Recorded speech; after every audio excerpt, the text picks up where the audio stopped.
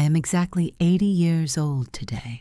and as I sit here safely surrounded by the familiar, comforting walls of my own luxurious suburban estate,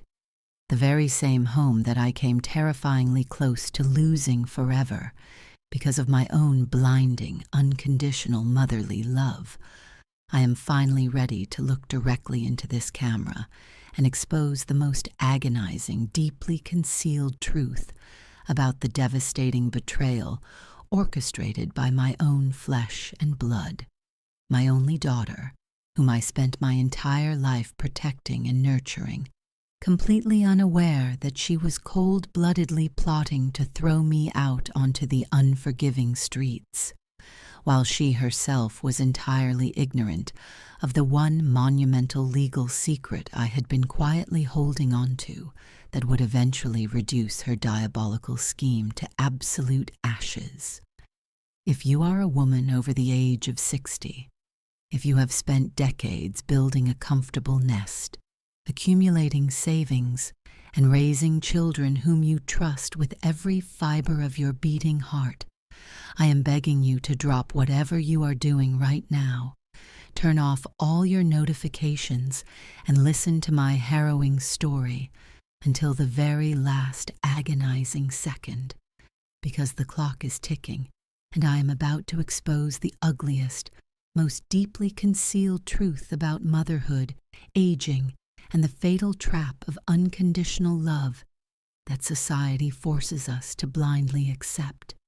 The genesis of this horrifying nightmare dates back exactly 10 years ago, to the darkest and most soul-crushing period of my entire existence, when my beloved husband of 50 years, the man who had built this magnificent life alongside me, through decades of grueling double shifts and endless financial sacrifices, suddenly and tragically collapsed from a massive, fatal heart attack, leaving me entirely alone, profoundly disoriented, and utterly paralyzed by an ocean of suffocating grief within the echoing empty halls of our massive 4-bedroom house. In the immediate, vulnerable aftermath of his devastating funeral, when my emotional defenses were completely shattered and the deafening silence of my sudden widowhood became physically painful to endure, my daughter and her incredibly smooth-talking, excessively charismatic husband suddenly began appearing at my doorstep every single day without fail, masterfully orchestrating the most convincing, Oscar-worthy performance of boundless family devotion and unconditional love that any grieving mother could ever hope to witness.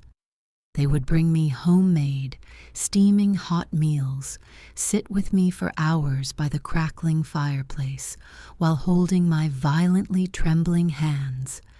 and gradually, with the calculated precision of professional predators, they began weaving a terrifying narrative about the future, using incredibly soft, soothing, and deceptively caring voices to paint horrifying pictures of aggressive government bureaucrats, endless probate courts, and ruthless inheritance taxes that would inevitably swoop in to steal the entirety of our family's hard-earned wealth the moment I passed away. Looking deeply into my tear-filled, exhausted eyes, my daughter tenderly stroked my graying hair and wept genuine-looking tears as she desperately begged me to protect our family's sacred legacy, insisting that the only way to save my completely paid-off, multi-million-dollar home and my substantial retirement accounts from the greedy clutches of the state was to simply transfer the legal deeds and the total financial control directly into her completely trustworthy hands. She swore on her own life and the lives of her children that absolutely nothing would practically change in my day-to-day existence, promising with a sickeningly sweet smile that I would continue to live in my beloved sanctuary like an undisputed queen until my very last dying breath,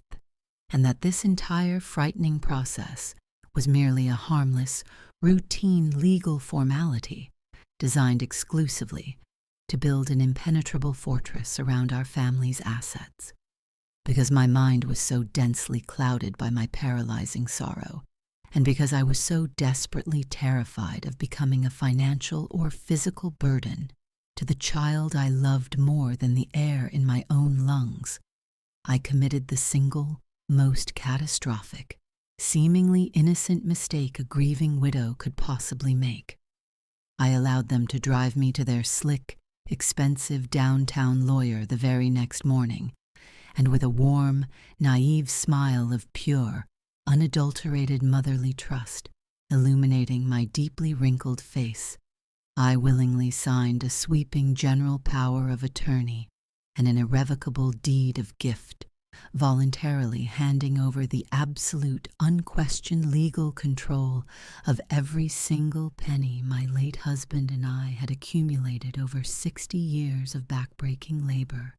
sacrificing our own vacations and dreams to ensure she had the finest elite education and a perfect wedding, completely failing to realize that by putting my signature on those heavy, legally binding documents, I had just handed my own daughter the fully loaded weapon she would soon point directly at my heart to execute my independence, strip me of my human dignity, and attempt to discard me like a piece of worthless, expired garbage into the darkest, most depressing corners of the state-funded healthcare system. For the first few years after signing those fatal, legally binding documents, which I willingly handed over to my daughter in a moment of blind, absolute, unconditional, motherly love, the diabolical trap remained perfectly hidden beneath a thin, fake veneer of polite Sunday dinners and occasional phone calls. But as soon as I turned 75 and my physical frailty began to require slightly more basic human attention, their visits abruptly stopped. Their voices on the telephone became irritated and icy,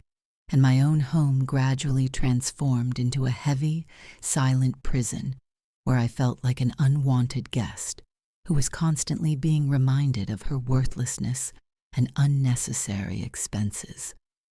I could not have imagined, even in my darkest, most terrifying nightmares, the sheer scale of the ruthless, methodical financial meat grinder into which my own flesh and blood had turned my life,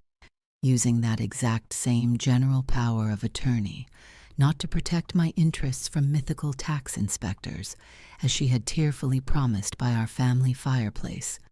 but to cold-bloodedly, step by step, drain the absolute lifeblood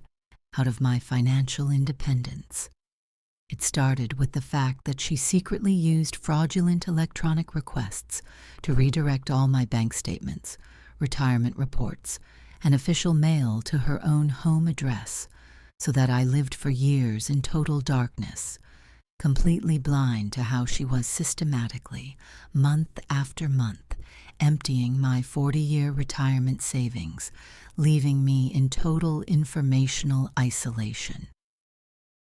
This woman whom I carried under my heart, and for whom I paid for the best education in the country, along with her cynical, greedy husband, brazenly took out a massive home equity line of credit against my perfectly maintained, fully paid-off house, instantly drowning my only safe haven in hundreds of thousands of dollars of artificial debt, while simultaneously opening dozens of premium credit cards in my name, which they ruthlessly maxed out on expensive foreign resorts, designer clothing, and premium restaurants, completely destroying my flawless credit rating and turning me into a paper bankrupt long before I even knew any financial problems existed.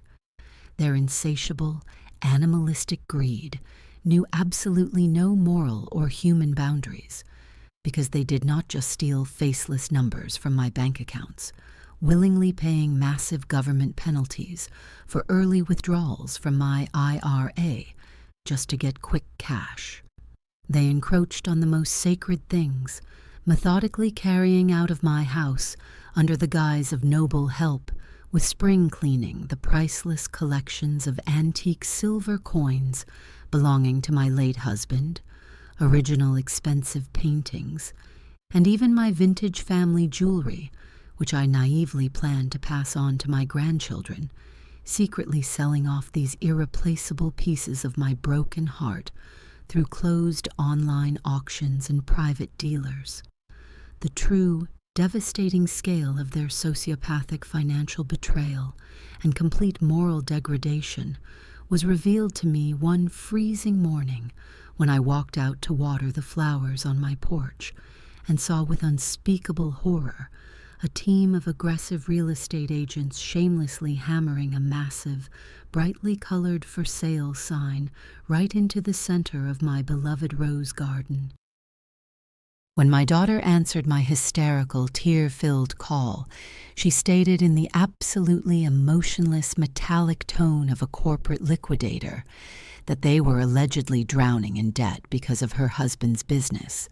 and were forced to urgently liquidate my house, ruthlessly ordering me to pack my bags for immediate relocation to the cheapest state-run facility for the elderly.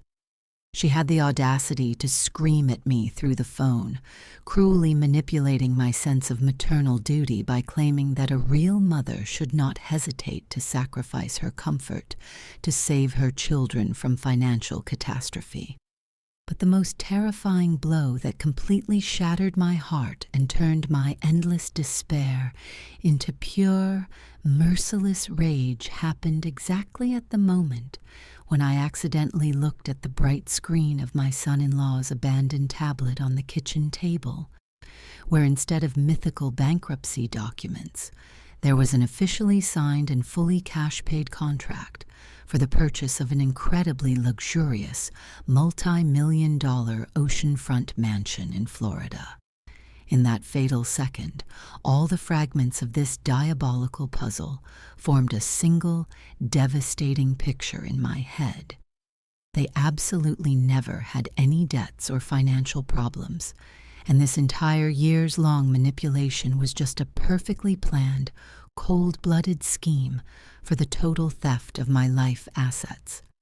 They even managed to secretly cancel my lifelong life insurance policy to collect its cash surrender value, and these monsters deliberately decided that throwing their own mother, left without a single cent to her soul, to die among strangers in a crowded asylum that always reeks of bleach and someone else's despair, was a perfectly acceptable, economically justified, and absolutely normal price to pay for their luxurious early retirement under tropical palm trees, bought at the cost of my completely destroyed and ruthlessly trampled life. But unlike those naive, broken elderly people who silently swallow their bitter tears, climb obediently into the back of a state-funded medical transport van, and surrender to dying in the sterile, unforgiving walls of a public nursing home, I absolutely refuse to allow these heartless vultures to triumph on the smoking ruins of my existence. So on the exact day my daughter arrived at my property with a team of aggressive movers and a cheap medical transport van, fully expecting to simply toss my fragile memories into cardboard boxes and haul me away to my depressing final destination, she was not met with my hysterical weeping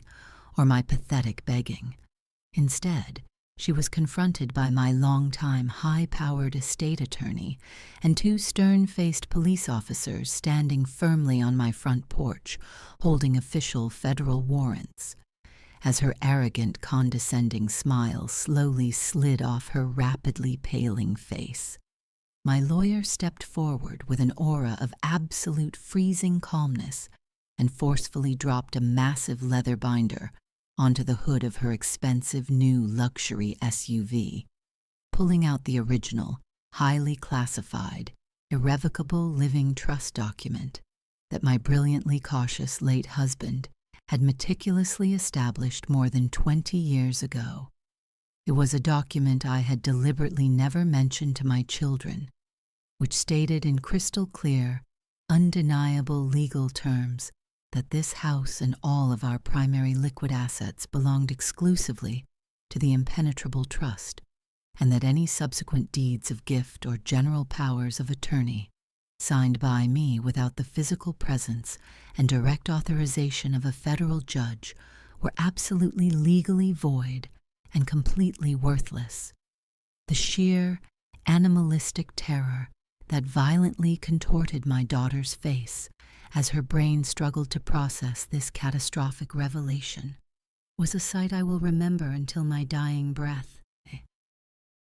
Because in that glorious, triumphant moment, the police officer stepped forward and violently clamped heavy steel handcuffs onto her perfectly manicured wrists, coldly informing her and her hyperventilating husband that their brazen attempt to illegally sell trust-protected property, combined with their massive, unauthorized withdrawals of my retirement funds to purchase a luxury estate in Florida, constituted an egregious, massive case of multi-million-dollar federal wire fraud and severe elder financial abuse. It turned their perfectly executed retirement plan into a guaranteed minimum sentence of 15 brutal years in federal prison. Standing there watching the color drain from the faces of the monsters who tried to bury me alive, I felt an overwhelming surge of vindication as my attorney informed them that the federal government was already freezing their bank accounts, placing an immediate lien on their new Florida mansion, and seizing every single asset they possessed to restitute the money they stole,